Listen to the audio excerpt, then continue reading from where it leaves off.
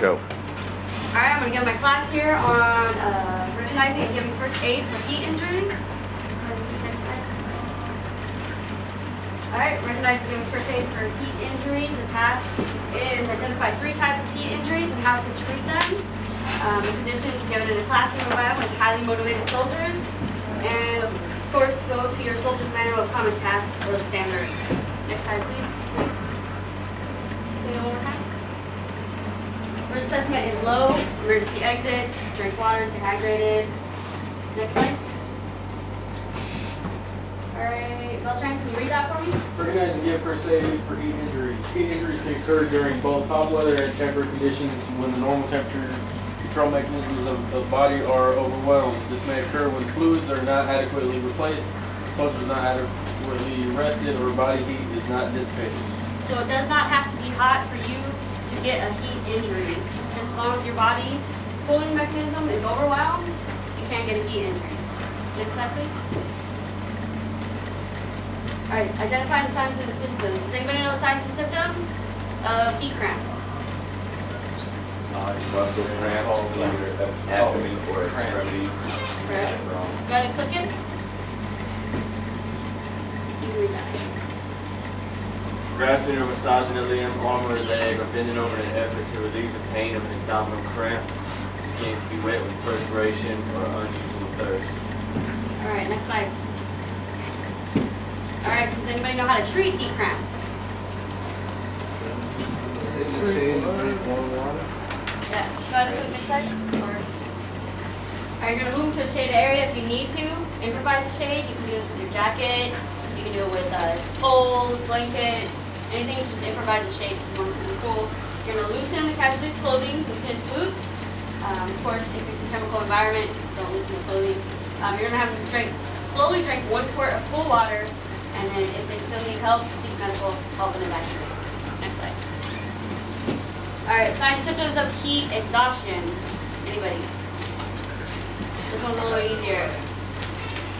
Dizziness, Alright, next slide.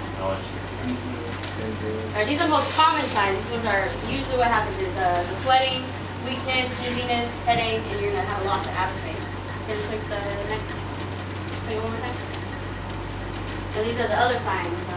Go ahead and read that for me, Ponders. Heat cramps, nausea, chills, rapid breathing, urge to feast, fatigue, tingling in the hands or feet, and mental confusion. Alright, go ahead, next slide. Alright, treating heat exhaustion. Next slide. It's going to be the same as the heat cramps. You're going to want to get them in the shade. You want to put them in the shock position, which is with their legs elevated. You're going to, again, remove the clothing or loosen the clothing, maybe remove the top. You want to pour cool water. You're trying to cool him down. So you're going to want to pour it and fan him to cool his body faster. Next slide. Alright, heat exhaustion continue. Alright, you're going to have him drink water again.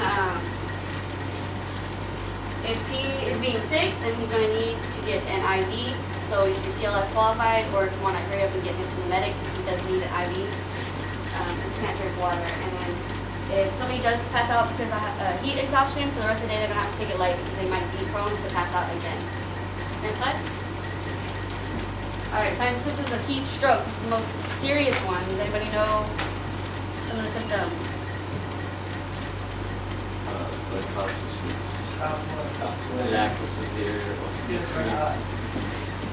Alright, Opal, can you read that for me? Lack of or severe decrease in normal perspiration. Decrease in perspiration is caused by the collapse of the body's cooling mechanisms, including perspiration. A soldier who is not perspiring or perspiring very little while other soldiers performing the same work are perspiring freely is in danger of heat stroke. Take emergency measures immediately. Alright, next slide. Go ahead and click it again. Alright, Green, can you read that for me? Skin that is hot. Identify signs and symptoms of heat stroke. Skin that is hot, dry, and red. Headache, weakness, dizziness, mental confusion, nausea or stomach pain, seizures, weak and rapid pulse and respiration, sudden loss of consciousness. Alright, and some ways to treat it. Go ahead and click twice.